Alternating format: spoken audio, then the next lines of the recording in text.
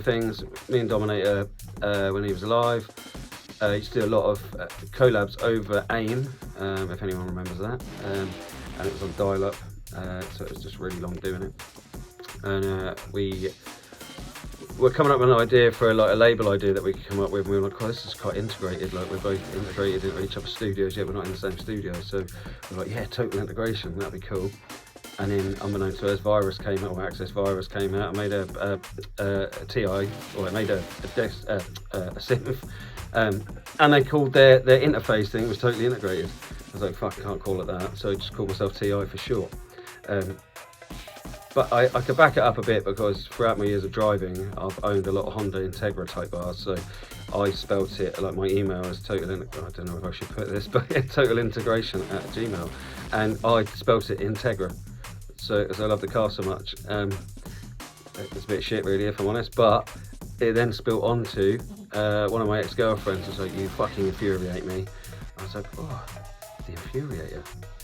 That's what TI can stand for in short, so it's a lot easier for flyers. I stitched myself up because it was quite hard to find on social media, and I mean Spotify, I don't even go into that one. And at the time I was that pig-headed, I was like, well, if people want to find me, they'll find me. So it stuck, the infuriator. And also at the time, TI, again, this is just mental, like I didn't even think about it, but the first tune that Marky signed, my first tune that I got signed really, for D&B was on Underground, and it was TI Freak. And yeah, they Googled, every time I Googled the tune, the rapper had done a tune called Freak, because I was like, this, I can't even write this is just crazy, but we ended up calling the tune that, and that's, yeah, pretty much history. Bit of a shit story really, but I mean, that's how I come up with my name.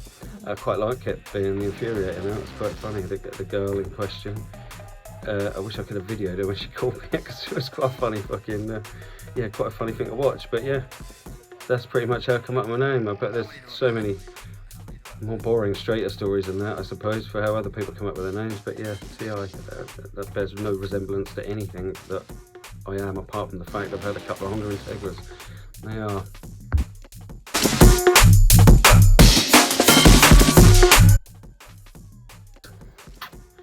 There was quite a few. I've been through quite a few decades, as most like DJs on the circuit that are still about.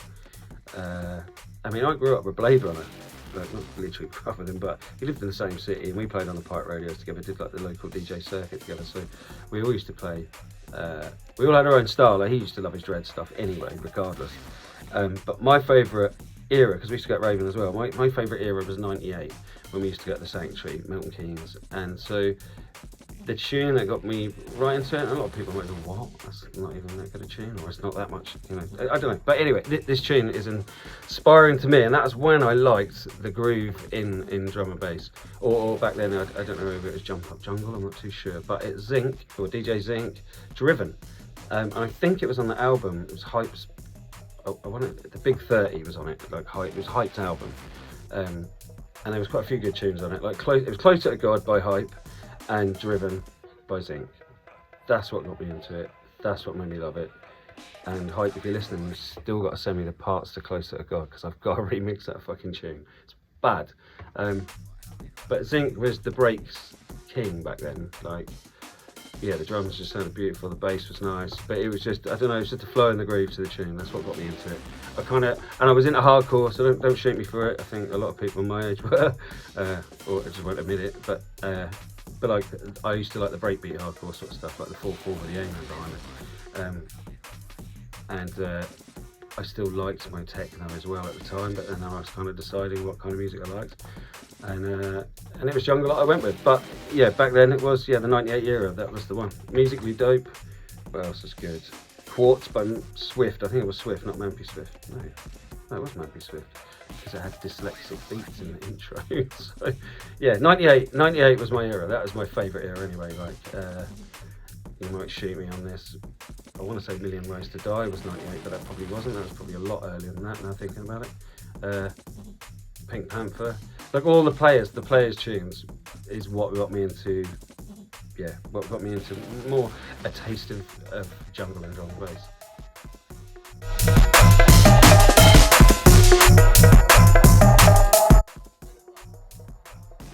pick one. I don't. I feel like I don't really make any anthems that stand out.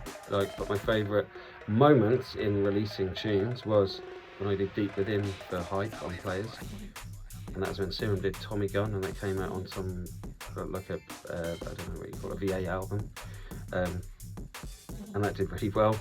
I've only just found the samples for it again, so I might do another VIP, because there was a VIP floating about, but I want to update it. That's my most vibiest tune, or all I do.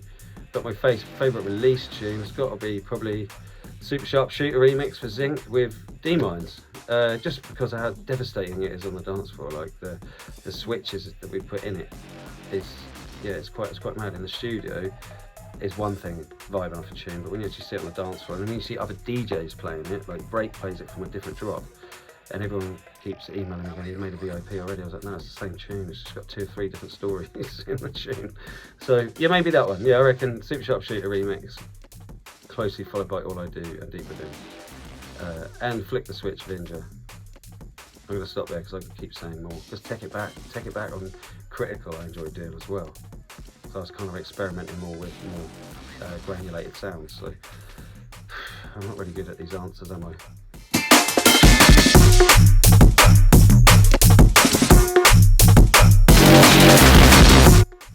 I've done a few. There's lots of people that I love working with anyway. Like, and it's not I never chase people to work with. Just that the collabs are falling in my lap at the moment, and they've just worked really smoothly. Like, especially with D-Mines, we just work very well together. Like formatically in the studio, even though I'm in Norwich, they're in Bristol.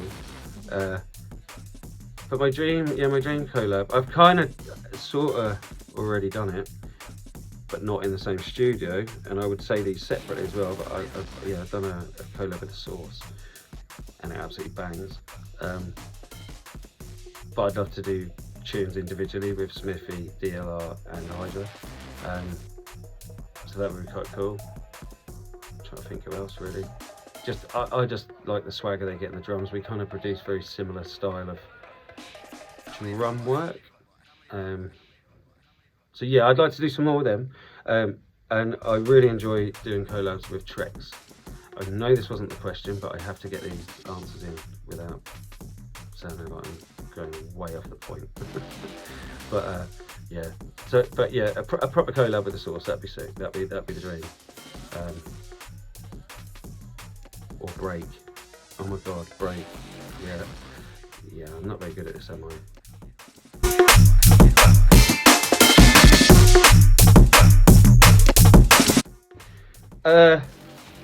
My mum and dad in life. My mum and dad, like their attitude to work graft is absolutely off the charts. And that's kind of where I've got my kind of drive to work my arse off to put myself in an early grave, really. But musically inspiring, I think it's DLR. I just love his drums. Break and DLR, to be fair, they're both absolute goats at making drums, and they probably spend fucking 7 years on one snare, but you can tell. Do you know what I mean? So yeah, inspiring for drum work, definitely DLR. Bass dynamics and just all around henchness, Break. And Simula for like synth modelling. Like his bass lines are absolutely mental. They're just kind of just something you would never thought of making, and he makes it. So yeah, probably Simula, DLR, Break. Short answer.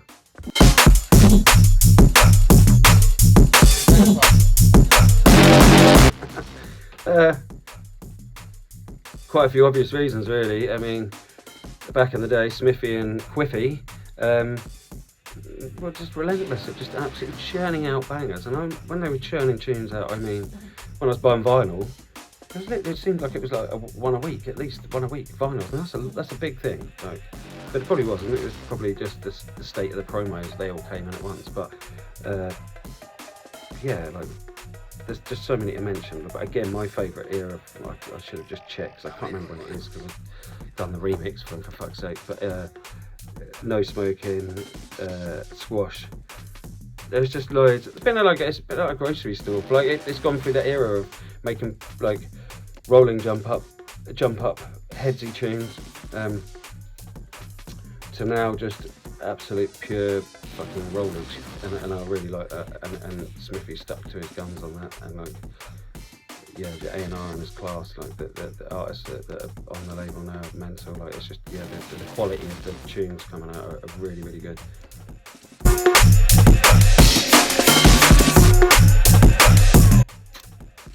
I don't think I'll give any different advice. I'd be like, yeah, do what you do, and do what you did. I'll pat you on the back. Good, well done. Because my goal in life was to retire by the time I'm 45, and I haven't actually retired, but I paid my house off. So one of them goals was worked out in the end. So yeah, I paid the mortgage off now, so I'm good. But what advice? Maybe I could have got on the housing market a lot earlier in my life. I didn't buy until I was 35, and that was when mortgages went to shit, and it was quite cheap to buy a house. But yeah, I definitely wouldn't want to be buying one now. So yeah, I don't really know if there's any advice in that, because I've done what I wanted to do. So yeah, I must have done it already in a previous life, already given myself that advice. So yeah.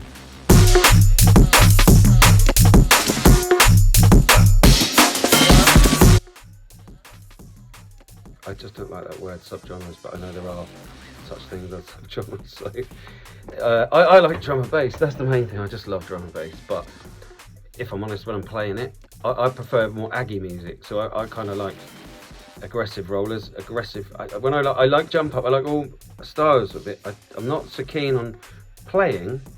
I'm not really into the scatty side of the jump up, but I do like when you hear a good jump up tune. It absolutely bangs. Like Gino makes weighty jump up, like it's like smacking you around the head with a bin.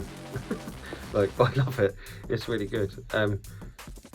So it's a bit of everything really, but I like aggressive rollers. I really like I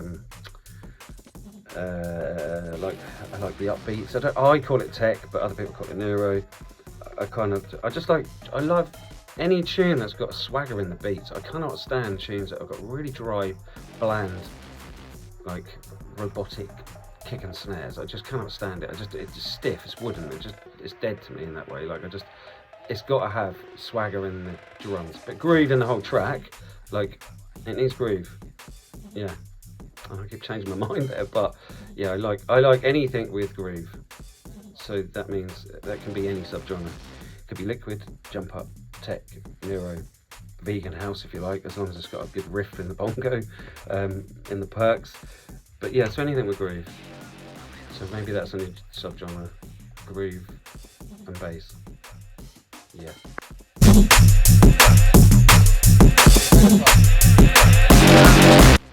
I remember my uncle bought me a little. I remember Delbert Wilkins on the Lenny Henry show. He used to have a bricks ton briefcase, and I used to have one. And it was, my uncle bought it for me. It was just a little tape cassette player with big speakers on it. And I can't remember if I bought it, because I can't remember having that much money when I was a kid, or whether it's a present, but Michael Jackson, Thriller, like the album, I used to play it to the death, to the point where the tape needed re-ironing out because it was so chewed up. Yeah, just listen to that, and a lot of the Now Music tapes. I didn't really have a taste, that's the thing. When I was a kid, I was out playing in the mud and places I shouldn't have been, like falling in rivers and setting fire to things. Like, I wasn't really into music, not like I am now. And then when I kind of went through high school, I got into rave, really. It was all sort of Rosala and like, I like dance energy, so that was where I found Alternate and Prodigy and things like that. So it was early rave music, I suppose. And then on the charts, it was like Jive Bunny was doing remixes of weird hardcore tunes, and just pop chop sort of tunes. So I wasn't really into the commercial side, but yeah, it's more ravey in my teenage years, and then obviously grew up and liked hardcore. I never used to wear fluffy boots at raves though. I did have long hair and curtains, which I suspect anyone around my age probably did, but yeah. So yeah, just rave. Yeah, Michael Jackson and then rave music. I did like Annie Lennox though. My uncle used to have an Annie Lennox album, I can't remember what it was, but Sweet Dreams was amazing. Like, that was just spine chilling. And that was at an age, I was probably about 10 or 11. I didn't understand I like music, but I didn't understand the feelings that music made you feel. And Annie Lennox actually, yeah, she just had a lot of feels in her tune. But I don't really know what it is now because it's changed. There's so many subgenres within music itself. But I like a bit of garage. Again, when I was like growing up in Norwich, we had a massive pirate radio scene, a really good underground scene. We used to have like a free rave on a Sunday night. It was a garage night, and it was run by Style FM. And I used to play D&B or jungle back then, and then I used to play garage. I used to have a lot of the garage names come down. So I like a bit of that, but I like the resurgence of it now. I like a bit of Disclosure. I like Bicep. I went to see Bicep with the girlfriend. I really enjoyed that. It was really trippy sort of music, but like I don't at work when I'm printing or doing graphics, I don't really listen to any music because I can't stand the radio. I just think it's shit. It's just like noise in the background. Everyone else in the factory has, they have their music on, but I have my earbuds in and just listen to nothing. And when I drive to gigs, that's even madder. When I drive to gigs, I pretty much drive in silence. I like listening to like radio channels with that do story time, like they read books. Just because I can't deal with like I just can't deal with anything that raises or drops my heart rate while I'm driving, because I cannot be arsed with it, because my day to day is quite crazy. Like there's not one channel of like how do I put it, like, so I get emails, I get WhatsApps, I get Facebooks, I get Instagram, I get phone calls, so it's nice to just switch off. When I'm on my own, it's just nice to sit in my own head, not in a bad way, because I quite like it.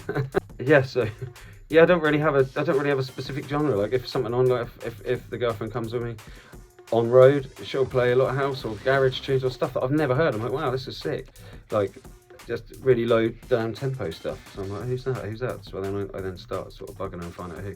But on Spotify, it's different to having a CD that I can steal.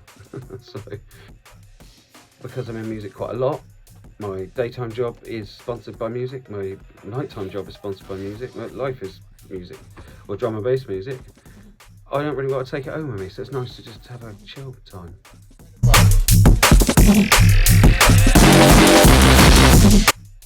So, the highlight of my career, there's a couple, as usual, playing Rampage with Benny L in front of 20,000 people. I think that was a 2018.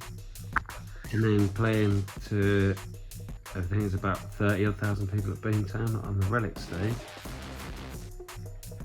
But more exciting than that was getting to remix No Smoking for Smithy and Quiffy, because that was a seminal tune in my vinyl bag back in the day. So yeah, big up CIA for that.